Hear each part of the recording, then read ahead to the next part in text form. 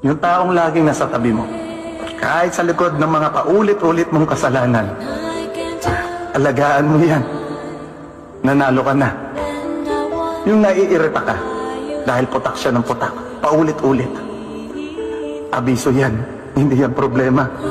Ang problema dito, yung pagiging kampante mo, na akala mo lahat nasa ayon. Nagiging bulag, pipibingi ka sa mga sinasabi niya. Maniwala ka. Ikaw yung magiging problema. Dahil ikaw yung magiging nason sa relasyon. Yung sa tingin mo konting paliwanag lang kinabukasan, tahimik siya, wala siya sinasabi, okay na kayo. Umiiyak na sa gabi yan, hindi mo lang alam. Tinuturuan niya lang sarili niya na tibayan para huwag kang iwanan. Pero huwag mong hintayin na ikaw mismo ang magtuturo sa kanya. O paano ka bitawan?